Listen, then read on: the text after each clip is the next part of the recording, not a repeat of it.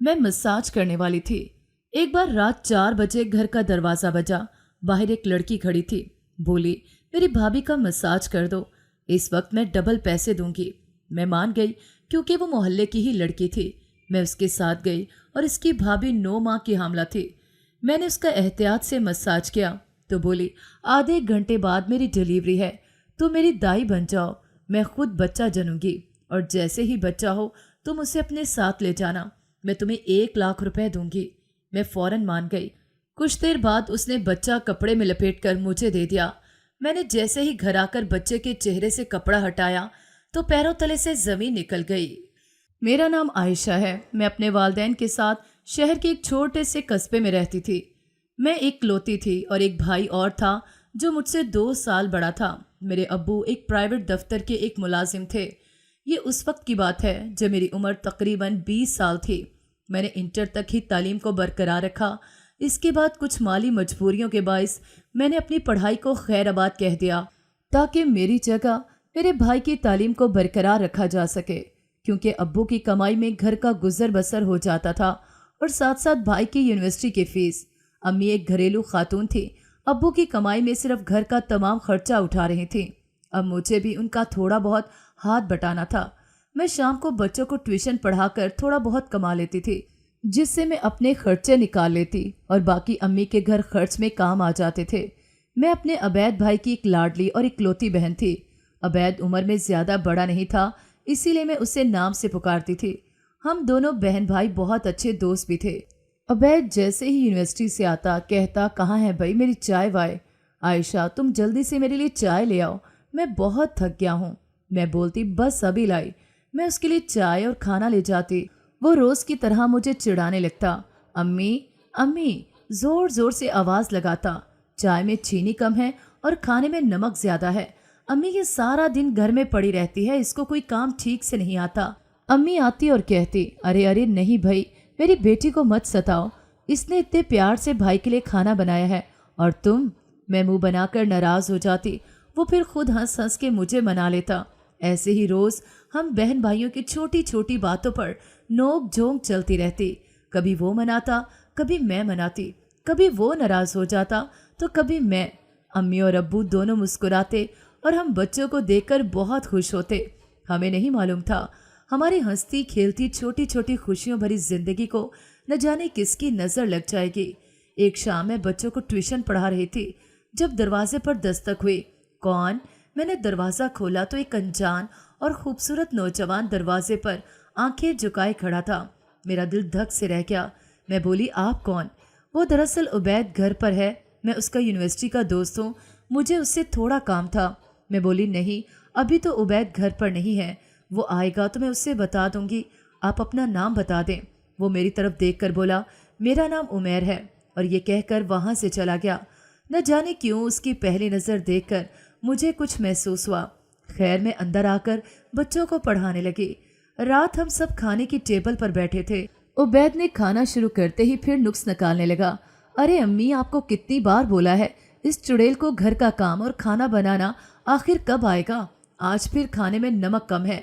अम्मी ने उबैद के कान पकड़े और बोली, बस कर, हर वक्त आयशा को तंग करने में लगा रहता है। आज तो खाना मैंने बनाया है, आयशा ने नहीं। ओ सॉरी अम्मी, मैं तो मजाक कर रहा था, उबैद बोला और मैं जोर जोर से हंसने लगी। फिर मुझे याद आया, मैंने कहा, उबैद, ये उमैर कौन है? शाम को घर पे आया था, तुम्हारा पूछ रहा था। अब्बू कहने लगे, पहले तो कभी तुम्हारे इस दोस्त के बारे में नहीं सुना। उबैद बोला, अरे अब्बू, वो मेरा यूनिवर्सिटी का दोस्त है, बहुत अच्छा सीधा सादा लड़का है। वो यूनिवर्सिटी में नया तालिब इल्म है, मुझसे कुछ असाइनमेंट के बारे में जानने के लिए आया होगा। अब्बू बोले, ओ अच्छा अच्छा, चलो अच्छी बात है बेटा, तुम किसी के काम आओ, ज़रूरत पड़ने पर कोई तुम्हारे भी काम आ सकेगा। मैं सुनकर फौरन बोली, अब्बू ये और किसी के काम आए? ये खुद तो काम चोर है और लोगों के काम करेगा। मैं हंसते हुए उसे छेड़ रही थी, वो मुझे घूरने लगा। खैर, खाना खा के मैं अपने कमरे में आ गई।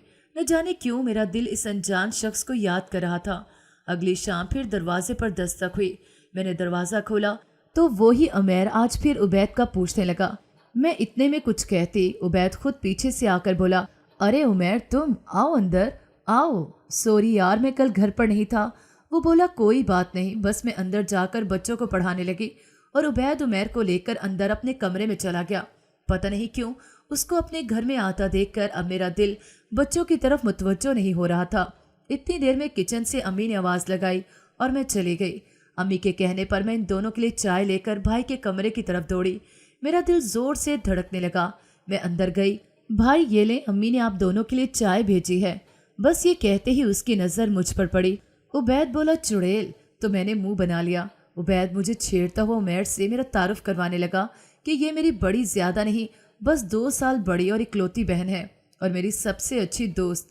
عمیر ہنس پڑا اور میں بھی مسکرانے لگی۔ اب ایسے ہی ہنسی خوشی دن گزرتے گئے اور عمیر عبید کی دوستی بڑھتی گئی۔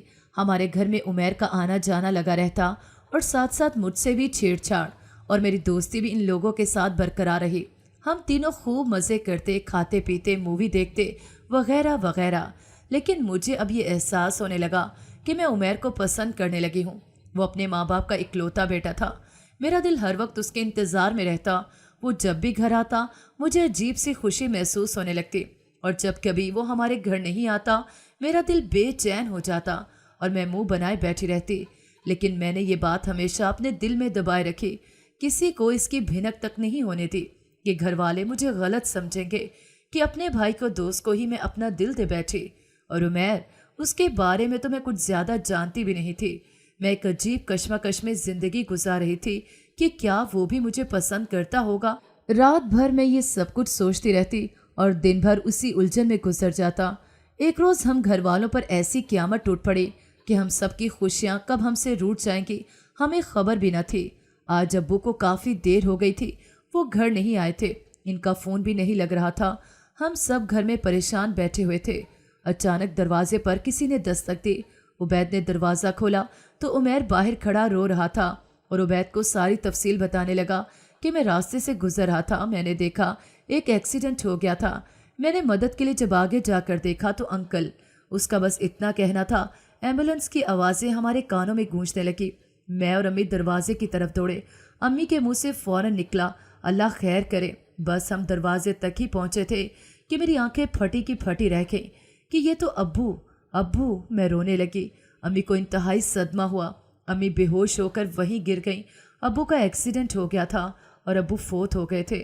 جیسے تیسے میں نے امی کو سنبھالا اور اندر لے گئی۔ عمیر نے عبید کو سنبھالنے کے لیے گلے سے لگا لیا۔ عبید بھی چیخ چیخ کر رونے لگا۔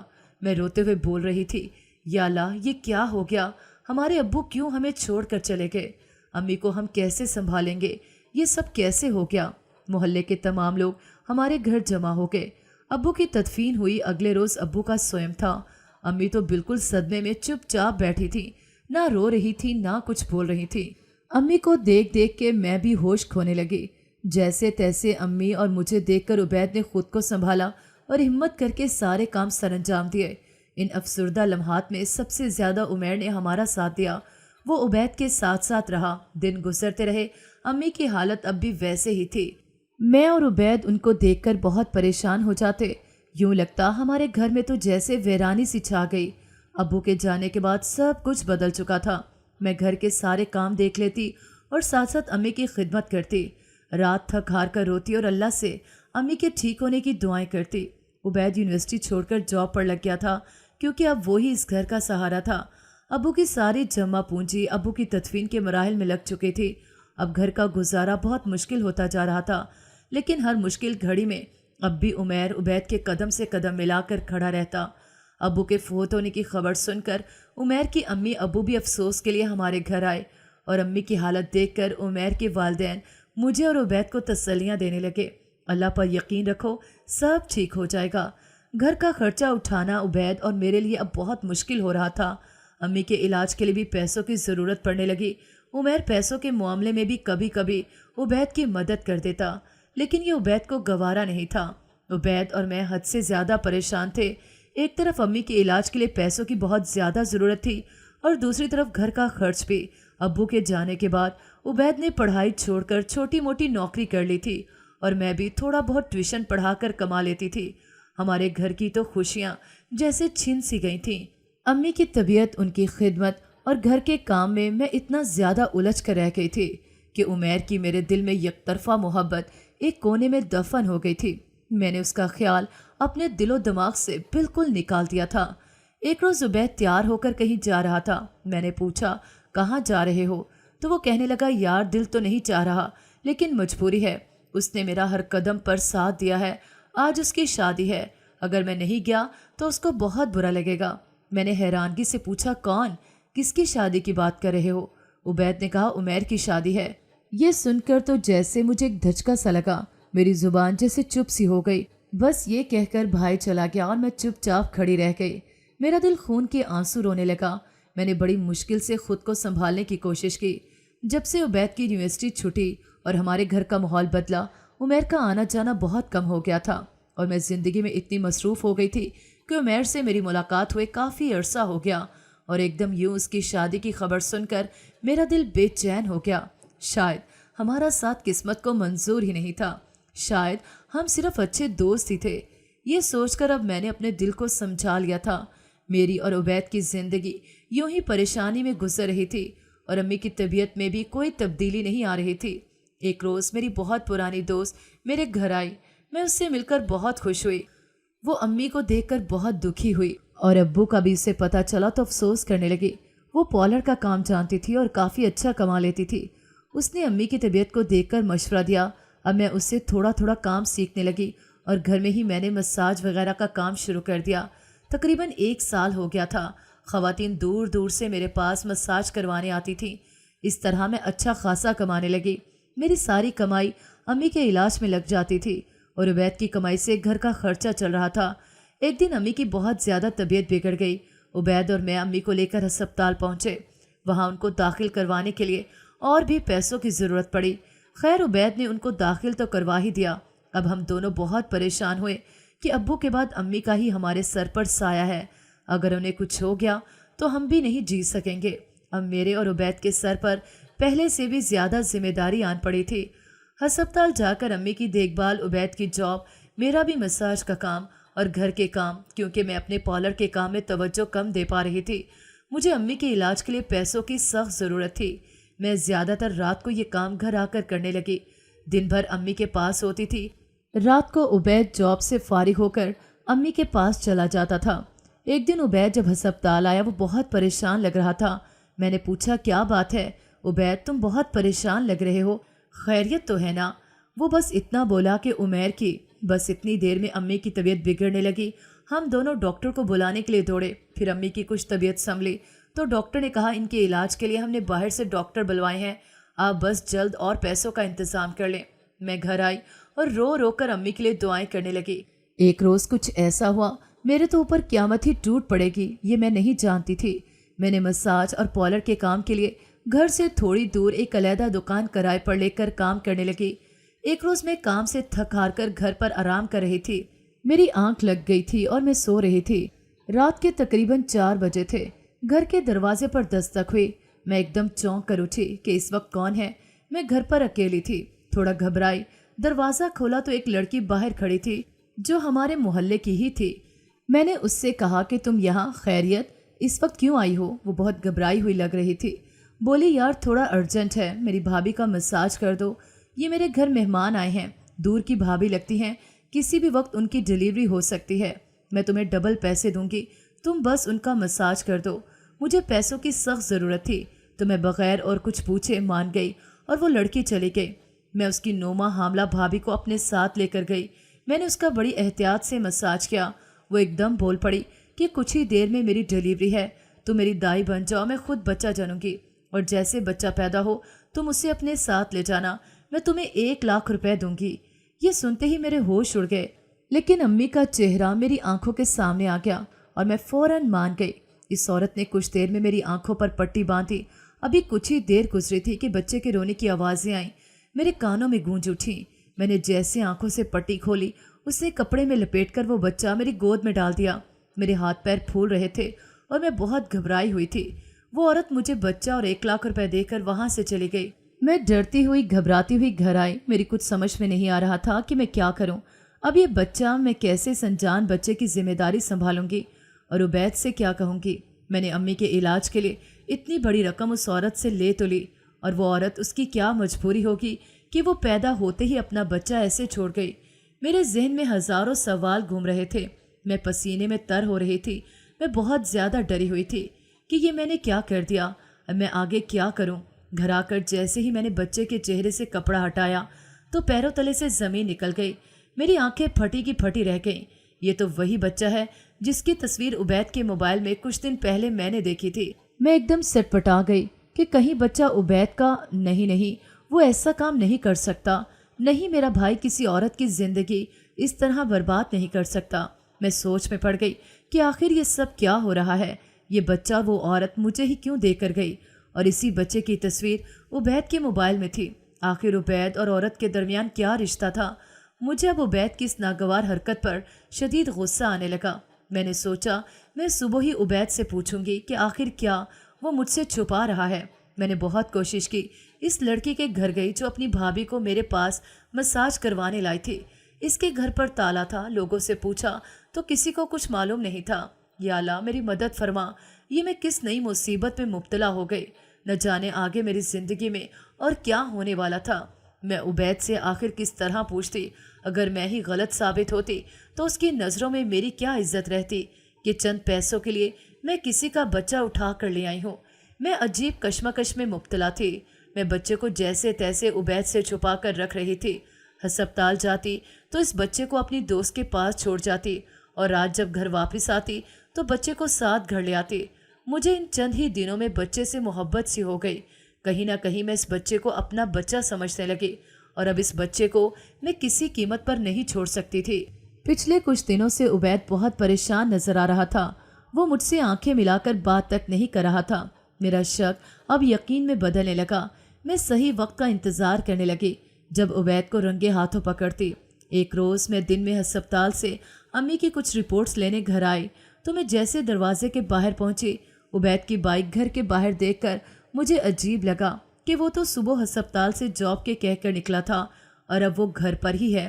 آخر وہ کیا چھپانے کی کوشش کر رہا ہے؟ میں جیسے اندر گئی تو عبید کے ساتھ عمیر بھی وہاں موجود تھا۔ یہ دیکھ کر میں دنگ رہ گئی، اور وہ بچے کی ہی باتیں کر رہے تھے۔ میں نے چھپ کر ان کی باتیں سننے کی کوشش کی، لیکن مجھے شاید عبید نے دیکھ لیا تھا۔ وہ ایک دم گھبرانے لگا اور کچھ ہی دیر میں عمیر وہاں سے چپ چاپ چلا گیا۔ ایک طرف اتنے عرصے بعد عمیر کو اپنے گھر دیکھ کر میں اندر ہی اندر رونے لگی اور پچھلے دنوں کو یاد کرنے لگی، لیکن دوسری طرف عبید کا راز مجھے اندر سے زخمی کر رہا تھا۔ میں فی الحال عبید کے سامنے انجان سی بن گئی، جیسے میں نے کچھ سنا ہی نہ ہو، اور عبید خود اپنی صفائیاں پیش کرنے لگا کہ عمیر کو میری بہت ضرورت ہے اس وقت۔ میں آج جاب پر بھی اسی لیے نہیں گیا۔ پھر ایک روز میں گھر واپس آ رہی تھی تو پولیس اسٹیشن کے باہر میں نے آج عبید اور عمیر کو دیکھا۔ میں حیران رہ گئی کہ آخر ان دونوں کے بیچ ایسا کیا چل رہا ہے؟ کیا یہ دونوں اس عورت کو تلاش کر رہے ہیں، یا پھر اس عورت نے عبید کے خلاف پولیس میں رپورٹ درج کروائی ہے جو اب وہ پولیس اسٹیشن کے چکر کاٹ رہا ہے؟ اور تو اور عمیر بھی اس غلط کام میں عبید کا ساتھ دے رہا ہے۔ میں گھر آئی اور سوچ رہی تھی کہ میں کیا کروں، کیا مجھے اس بارے میں عمیر سے بات کرنی چاہیے؟ وہ عبید کا سارا سچ جانتا ہے۔ نہیں، میں عمیر کا اب سامنا نہیں کر سکتی، میں اس کو بھول چکی ہوں۔ میں اپنے آپ سے باتیں کر رہی تھی، مجھے خود اس راز کا پردہ فاش کرنا ہوگا، اور بہرحال وہ بچہ میں کسی کو نہیں دوں گی، میں اسے ماں بن کر پالوں گی۔ ادھر امی کی طبیعت میں اب کافی سدھار آ رہا تھا، ان کی طبیعت اب بہتر ہونے لگی تھی۔ ایک رات میں اس بچے کو خوب پیار کر رہی تھی، وہ بچہ بھی اب میرے ساتھ بہت خوش رہنے لگا تھا، میری گود اسے اتنا پیار دینے لگی۔ میں اس کے ساتھ کھیل رہی تھی جب اچانک عبید آ گیا۔ وہ مجھے دیکھ کر گھبرا سا گیا اور میری گود میں وہ بچہ دیکھ کر سر پکڑ کر بیٹھ گیا۔ یہ بچہ تمہارے پاس آخر کیسے؟ یہ بول کر وہ چپ ہو گیا اور میں شدید غصے میں تھی۔ میں بولی، کیوں؟ کیا ہوا تمہیں کیا لگا تھا تم ہم سے چھپا لو گے؟ تمہارا سچ ہمارے سامنے کبھی نہیں آ سکے گا۔ وہ بولا، کیا مطلب ہے عائشہ؟ یہ سب تو مجھے تم سے پوچھنا چاہیے، آخر تم کب سے اس بچے کو چھپا کر بیٹھی ہو؟ تمہیں ذرا بھی رحم نہیں آیا اس ننھی سی جان پر؟ تم پیسوں کے لیے اتنا گر جاؤ گی میں سوچ بھی نہیں سکتا تھا۔ میں نے کہا، یہ سب تم صرف اپنا سچ چھپانے کے لیے اپنا الزام میرے سر رکھ رہے ہو۔ ہم دونوں بہن بھائی الجھن میں پڑ گئے اور ایک دوسرے سے جھگڑنے لگے۔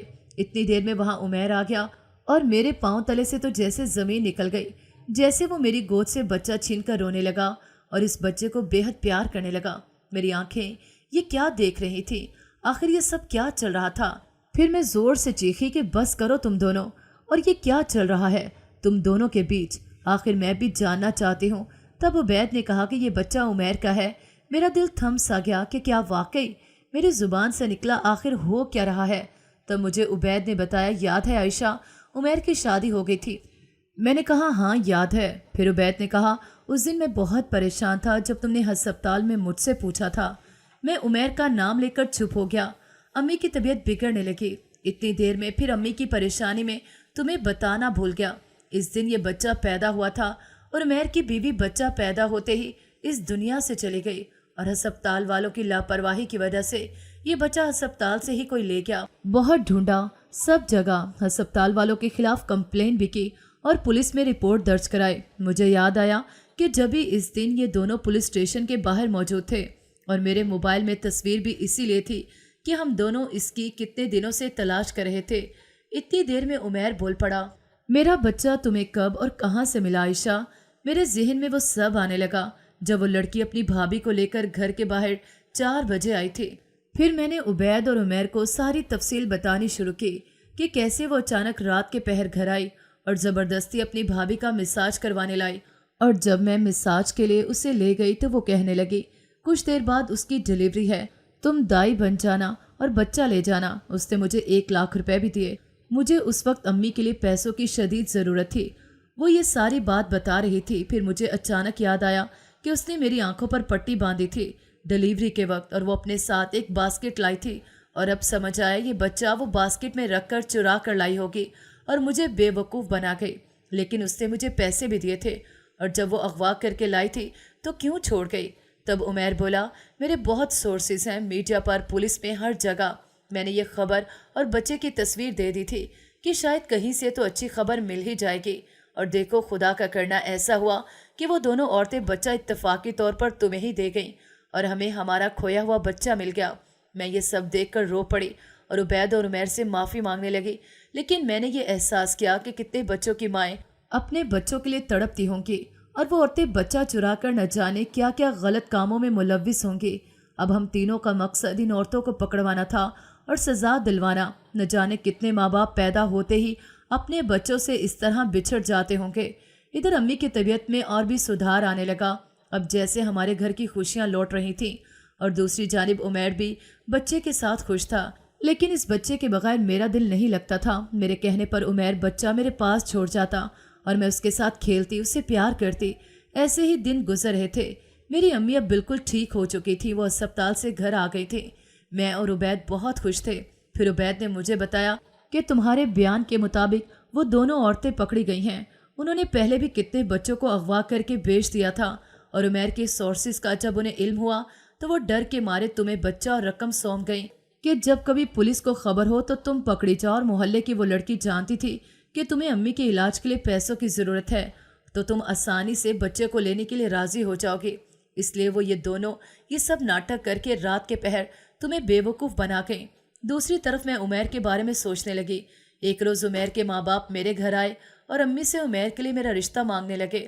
عمیر بہت اچھا اور سلجھا ہوا لڑکا تھا، اس لیے امی کو اور عبید کو میرے اس رشتے سے کوئی انکار نہیں تھا، اور اب تو وہ بچہ بھی جیسے میری زندگی کا ایک حصہ بن چکا تھا۔ اس لیے میں بھی خوشی خوشی اس شادی کے لیے راضی ہو گئی۔ اللہ نے میرا اور عمیر کا ساتھ اس بچے کے ذریعے ہی جوڑنا تھا، تبھی اتفاقاً وہ بچہ مجھ تک پہنچ گیا۔ اس بچے کو بھی ماں کی محبت کی شدید ضرورت تھی۔